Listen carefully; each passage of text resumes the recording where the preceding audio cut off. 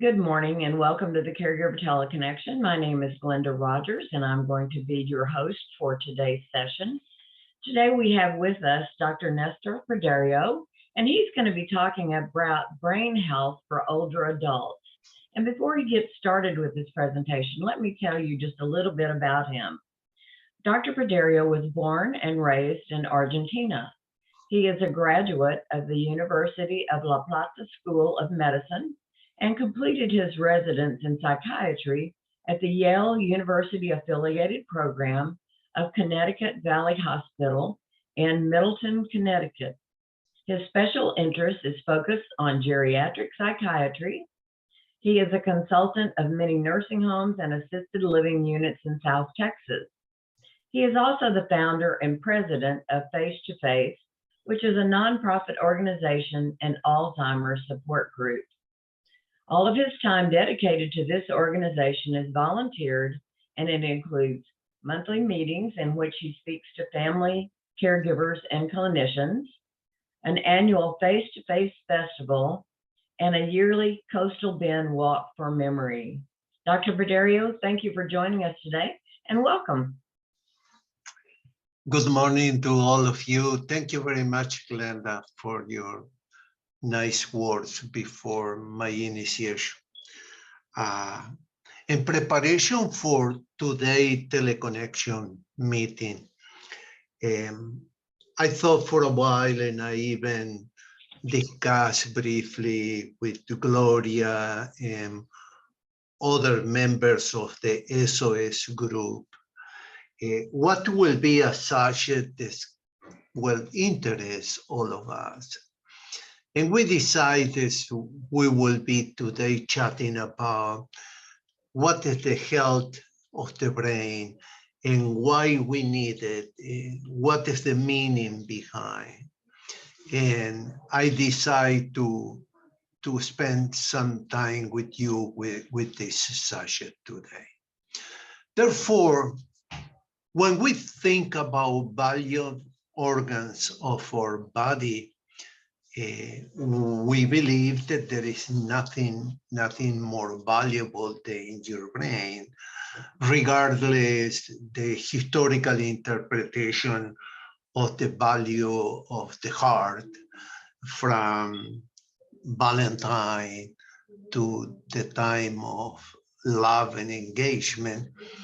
The brain continues being the valuable organ that's really moderate, and march for us as a function. Former President Kennedy will say that the time to fix the roof is when the sun is shining. In another word, I don't want you waiting to reach your 70s and 80s and thinking about what is healthy for your brain when we start deficit, having memory problems, or we start becoming more confused and disorganized. It's important to do it when the sun is shining. The brain is an organ with evolution. It's malleable, it's flexible, is something that grows with the developing of our body. And in addition to this, grow in the level of functions and performance. There are significant change during our life, from childhood to adolescent times, and then into adulthood or elder age. The changes are developmental, in which one offering more function to the brain in the intellect. The IQ and the intelligence that are with us are not just fixed numerical values that you are born with an IQ of 80 and never will move, and that your brain won't grow. The evolution of the brain is constant. It's the day that you are born to the day that you die, the brain continues growing. Important because there are many distorts informations about. I hear even my patients coming and telling me, hey, Dr. P, it is true that after the 50, the brain doesn't grow anymore. You know this, a friend of mine was saying that after age 32, the brain doesn't grow anymore. And sometimes we laugh because there are many people, I can assure you, that they start growing at 32. Therefore, we need to be careful with those comments that distort the reality. How intelligent develop? Well, by exposures, no doubt, but stimulant environments are very important. What is surrounding us? What is beneficial to the developing of visuals, auditories input, and developing your brain and acquiring better function for the brain. The development of intelligence is closely associated with having appropriate nutrition, with being taken care of. For the component of what is your diet, as well as for the regularity and the organization of those level of nutrition, and as well as with exercise, the physical component, the movements, the participation are all important components that enforce the developing of the intelligence.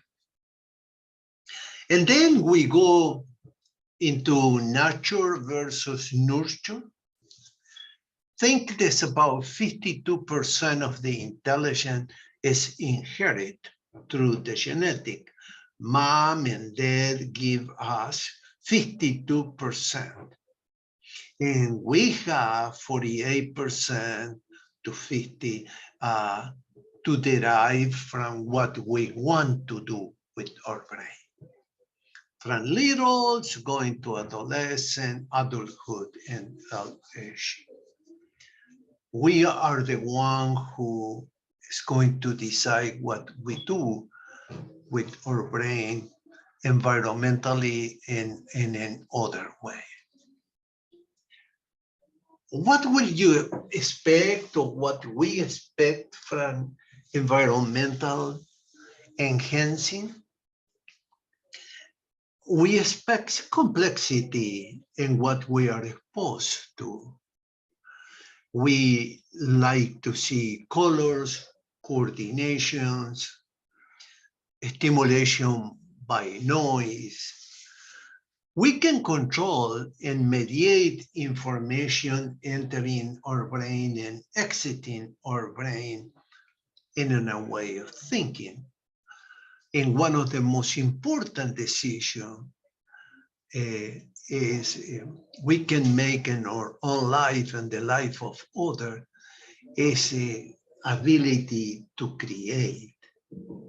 It's the ability not to be tabulated just with one card.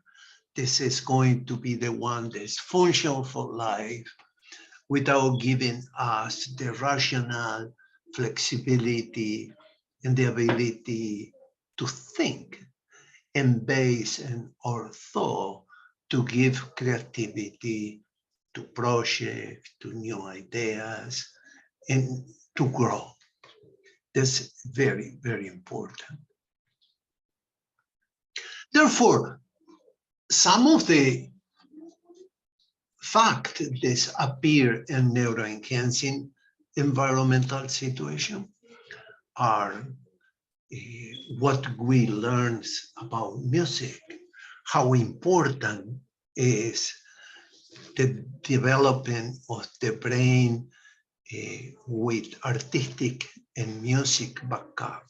What I call the ivory towers, specifically the different level of education that you add to the cortex of your brain. And don't forget the city street. Don't forget falling with a bicycle, hurting your knee, seeing blood for the first time, being hit by mosquitoes, or not being able to unhook a fish when you were fishing. Therefore, those knowledge, those things build us up. At the playground when we were little, there is nothing more important when you review developmental neuroenhancing environment. The smell that you capture and keep with you from your playground. Sometime interviewing individuals, they have memories of eating an apple when they were playing, being kids, and they were 6 or 7 years old, and they maintain the aroma and the smell of the apple in their mind through the years. There are now modern digital mediums. There are things that are more practical to learn, probably more concise, probably more mechanic, probably less fluid, but this is a form of learning too. And the most important of all is that through the process you think about and end up with the art of finding yourself. Because you find yourself to what level it's like learning how to swim. You find yourself to what level you are going to do, the distance and what is going to be your style, and how far you want to go, and the space for creativity. And that's what we call you are building the contour, you are building the walls surrounding or neuroself.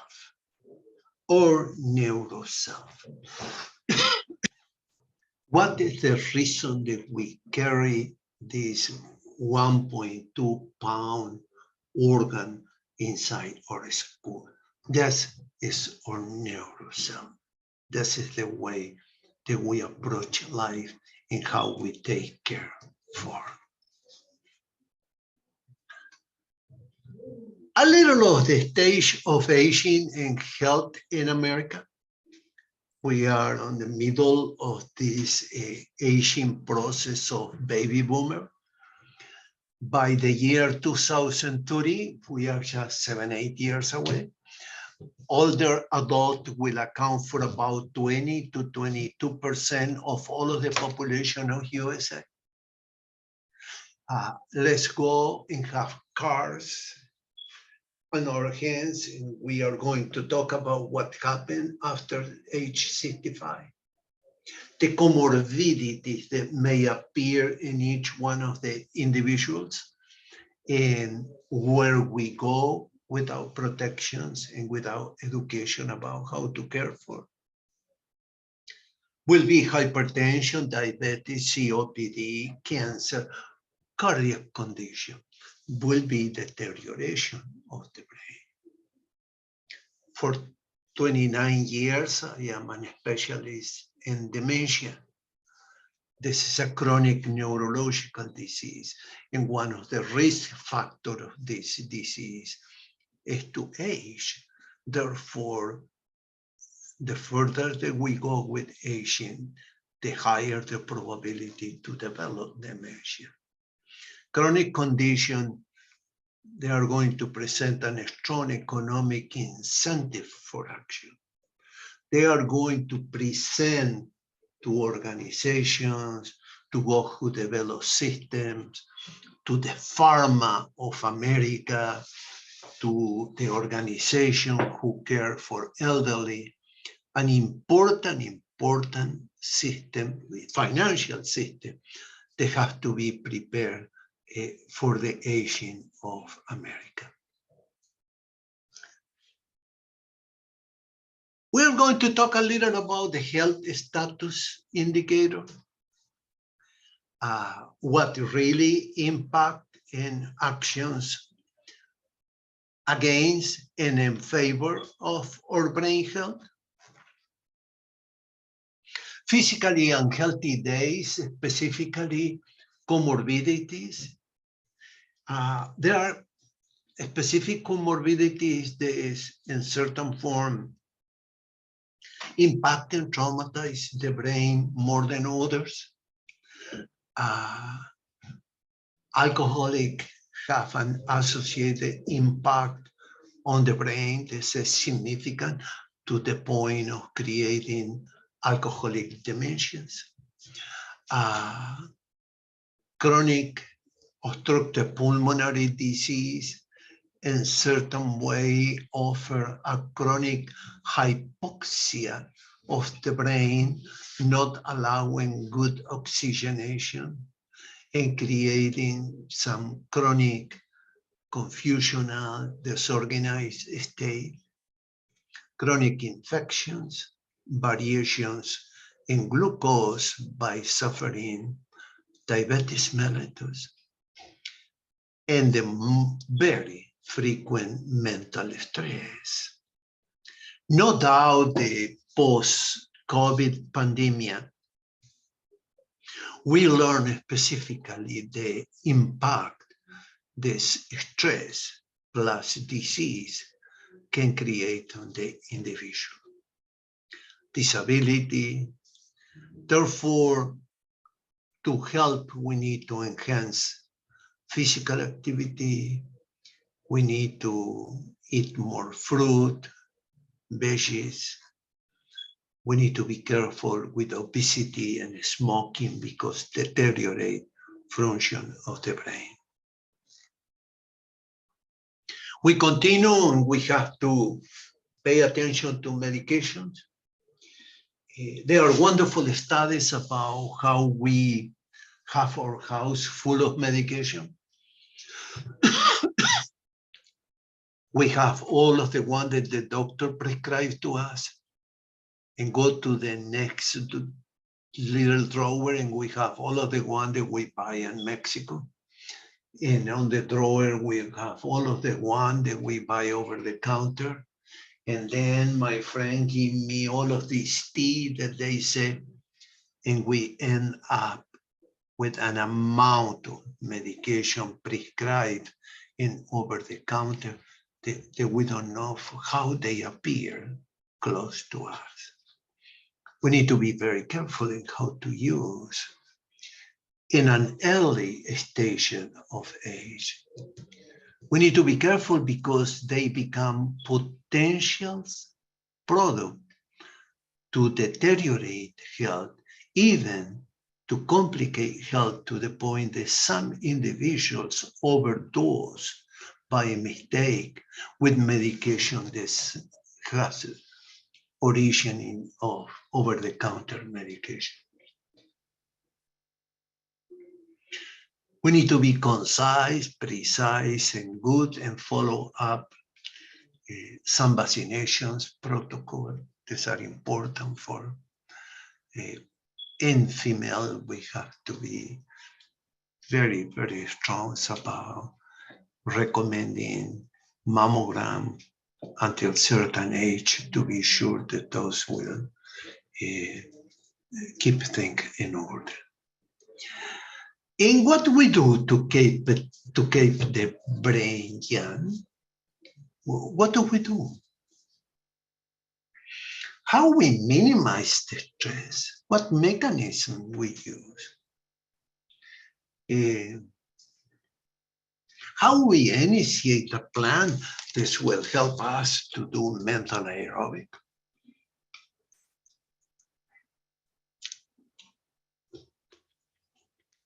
Well, I like to go to the movies. And how about if I hear this Dr. Praderio saying just don't go to the movie. Come on, you need to sit and talk to the movie, to what you watch, and the movie with your friend, and discuss and give opinions, have interpretation, different or similar, rationalize in a way that you will be changing some part of the movie. Act as an imaginary director in trying to change some of the protocol. Build up your memory skill, because don't let your mind just enter in a repetitive visual, in a camera system behavior, in which one you see something every day. Sometimes they ask you if you really believe what is the sign of Bill Miller, and you doubt because you see it so much every day. But honestly, when you have to give a geographic location, you are doubting exactly. Why? Because this is a passive movement and letting things go in front, instead of building up your memory skill. And you can build it up just driving one time.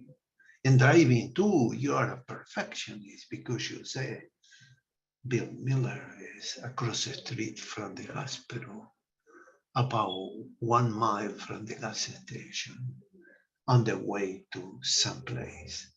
And and you can memorize several Bill Millers.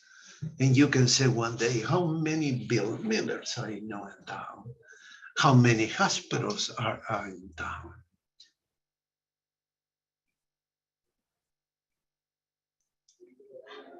And it's something that's built up, that's important collection of information that you manage.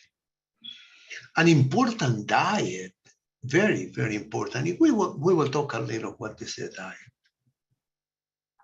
A lifestyle that protects your brain from the most primitive, like playing soccer or football. We don't want bumps in our head. We know what are the consequences. Wise up about medication, like I said before, and define clearly what we want to do. We continue minimizing stress, we prepare ahead, we get physical. Recess isn't just for kids. We need the recess, we need the respite. This is very important. An area in which one stress deteriorates brain function is in caregiving, and it's something that we always recommend for them to notice and to care about.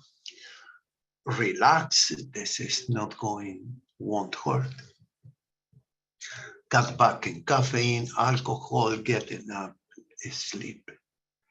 And then you're trying to build this memory skill that I was talking to you and sharing with you. Organization of brain input is very important. Everything that is entered to my brain, I have to possibly associate it with some aspect of my life. Take into consideration these are all sense, the 5 senses are an important component in the development of our brain, because we can associate the aroma of the coffee, the sound of the music, the singing of the bird. We can put it together with the color of the flowers and trying to create a multicolor, multifaceted component that you then keep in mind. Remember a name and associate it with faces, because sometimes you may forget the name, but the face will pop on you, and those type of things. A healthy brain diet, calories count to healthy brain, calories count for a healthy body. Trying to prevent JoJo syndrome, in which one, by one or another methodology, you lose a lot of weight, and 2 months later, you regain all of the weight.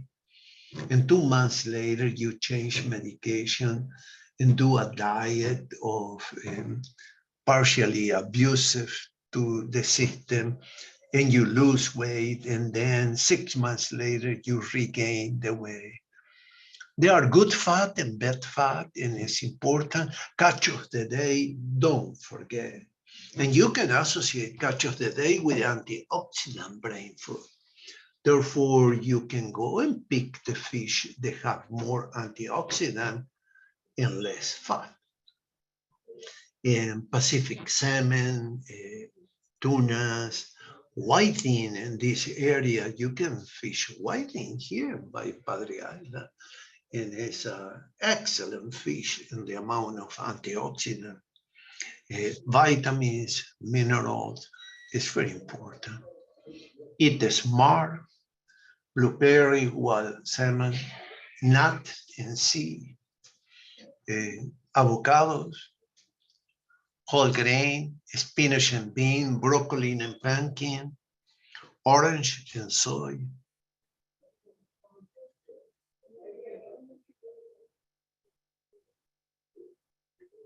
A little of lifestyle, physical exercise and brain fitness is very important. Watch your head. Remember what I said before, don't go around bumping your head by sport, by any other thing, because there is a clear post-traumatic event that occurs in damaged brain. Just say no to smoking. Wait, pay attention about this definition of how much is alcohol, how much is too much. Be careful with drug, regardless people call recreational drug, and other lifestyle pitfall. Be careful with the medication, control your cholesterol,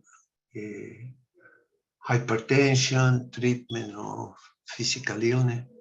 Be careful with the business of anti-aging. There is a market so heavy out there that they are selling things that we don't know. Honestly, when you want to evaluate the risk and benefit in such a market, you don't know what to do. And if you ask me as a doctor, I will be reluctant to say something because I don't have any idea how those metabolize, what happened, what pathway of the liver they take, how conflictive can be with other medication that you are taking. Therefore, it's very important to be alert about this.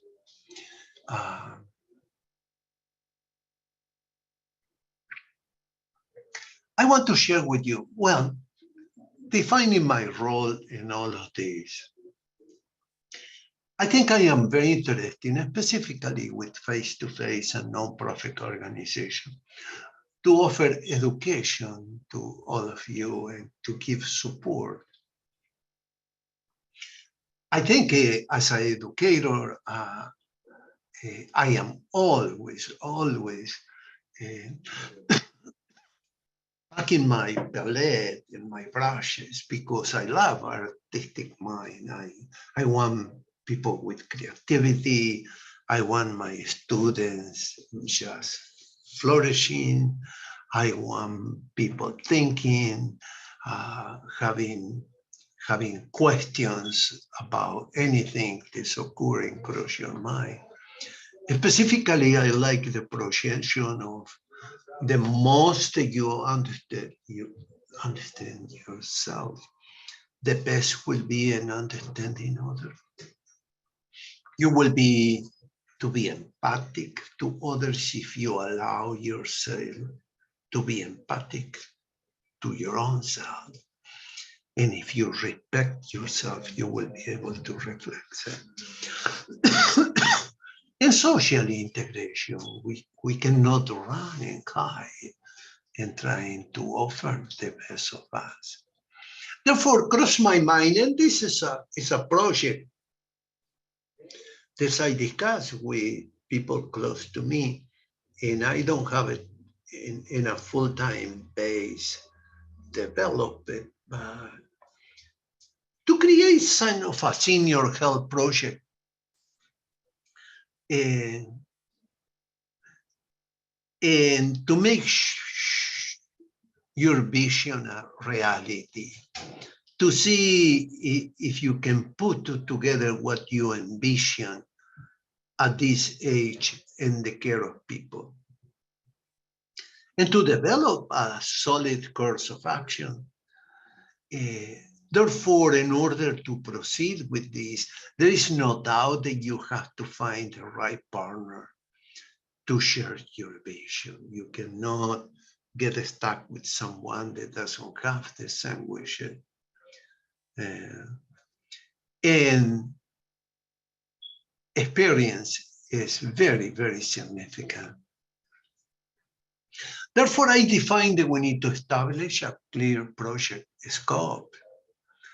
Define clearly the partnership, if I am going to work with a health center, if I'm going to work with a medical organization, if I'm going to partner with a city of a community, but define well the partnership. And discuss an initial hypothesis, because sometimes in this discussion, the goals are not similar, but there is a confluenting wish to do something positive. I cannot expect the city managers and council may have conceptually identical goal to the outcome of a project, but we may have overlapping intention that are extremely beneficial. And one of the things, this is very important, is to maintain the communication and the feedback. Think this help you to have a constant review of your project. A project cannot be alive if you don't add to constant review and correction as necessary. Then we will assign a project management. We will say specifically what is the baseline data and assessment that we need. We will say this in this community, Corpus Christi, Texas, we would like to know how many individuals are having initial process of dementia associated with living arrangement and nutrition. We will analyze information and do some planning. We will sit in a round table with your students and the one participant to do implementation and monitoring. And then we will be able to evaluate and to develop a target service. Because the end is to develop target service for education, for alertness, for support, for sharing what we discover, for looking at physical and mental health support for many of them, for reviewing what blood pressure can create, poor nutrition, depression, doing memory screen, the one who is away from town and lack transportation, to do interview and tele, to do respite for those that are saturated by working and taking care of others, to develop for the future some housing, employment, and have a community integration. Well, Glenda, I'm going to conclude. I'm going to conclude because we will briefly go to some of these points. There is no better conclusion than picking the brain of all of the attendees. This I am so happy they come all today, and I am expecting questions. But I think it key to healthy aging is a healthy lifestyle. And like Mr. John Kennedy said, don't wait when the roof is leaking. It's too late. It's better to look at the roof in a shiny day. And that's what defines the lifestyle and caring for your brain. On the other hand, it's not opposite, but it's full of hope to say it's never too late to make healthier lifestyle choices. Therefore, don't believe that because you are now 37, oh, your time is over. No, it's a good time to start. Start now. I assure you, working with the brain for the last 40 years of my life, there is no quick fix. No quick fix. It's very different than pulling a muscle and resting for a week. It's very different than having cough and taking medication for 6 days. There is not a quick fix because in this malleable, flexible organ, there is a heavy amount of cruising, tangentials and parallels, different systems. This is very difficult to care for. And a little touch again to anti-aging therapy. Do not live up to the claims that we read constantly. Therefore, with motivation, energy, and knowledge, you can craft a future that is fulfilling and invigorating. And Glenda, that will be just my form to say thank you to you and to the group and to all of those who helped. Incredible, incredible. I enjoy so much what I do, just based on the good people around and the good friends and those who dedicate so much time. Thank you, Gloria, Cindy. All of those, in one and another form, are involved in caring for other people. Thank you.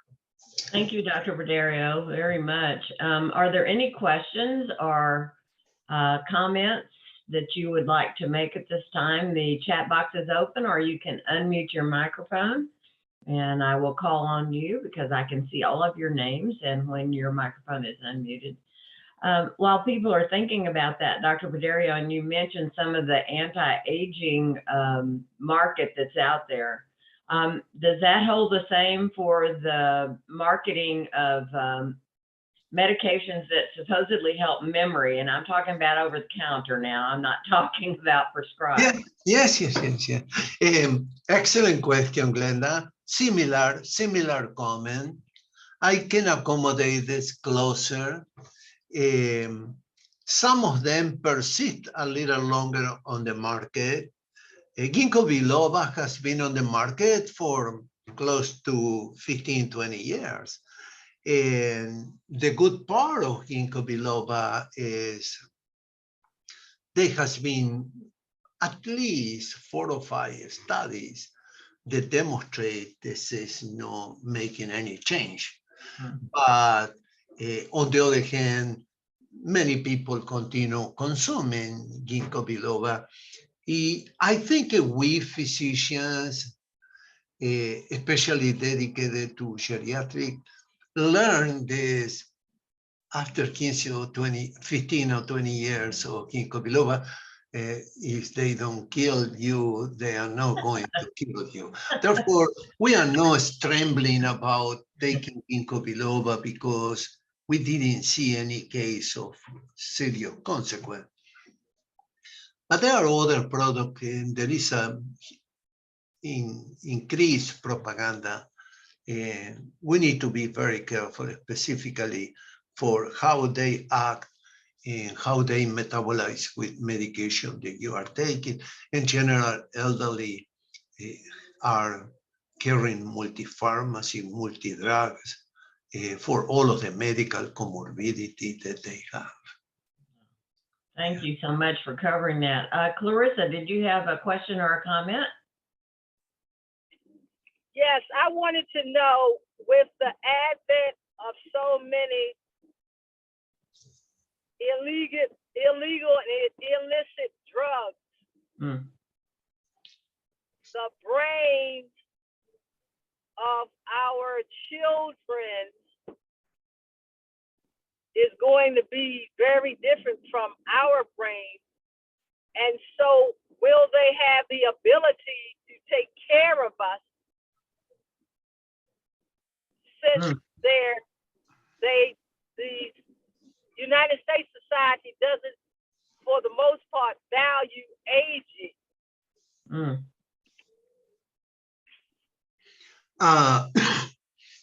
Excellent question, Clarissa. Times are changing. The drug of abuse, illicit drug available nowadays, they were not constant part of our times. Stronger, they manifest more symptoms.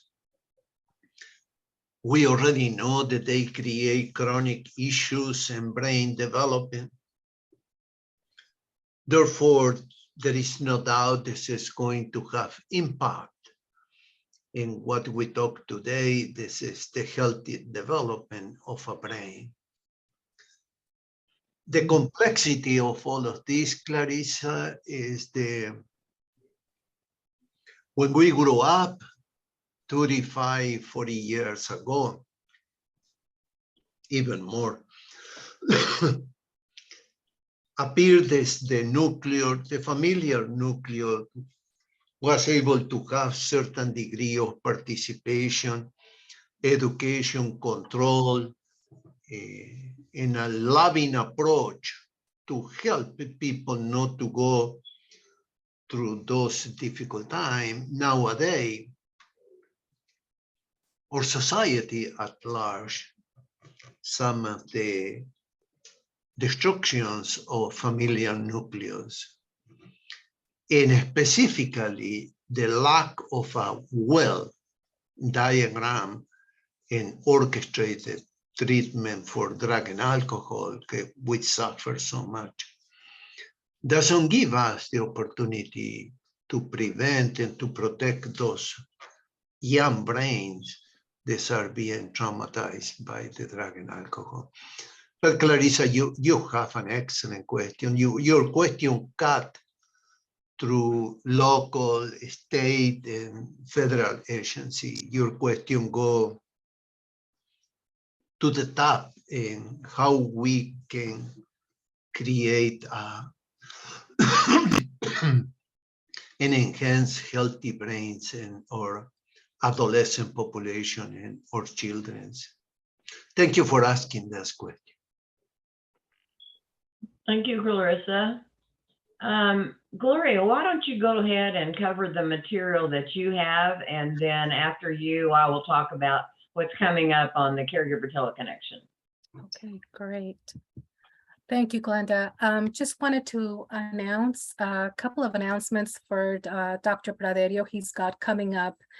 November is the 15th annual walk from memory. And so that means that this is like the 15th anniversary. Dr. Praderio has been having this wonderful event. And even though it is in Corpus Christi, it is going to also be held virtually. So if you're not in Texas or in Corpus Christi, you're still able to participate. This is going to be on Saturday, November 5th, and is going to be held locally in Corpus Christi on the water's edge, which is on 402 South Shoreline Boulevard.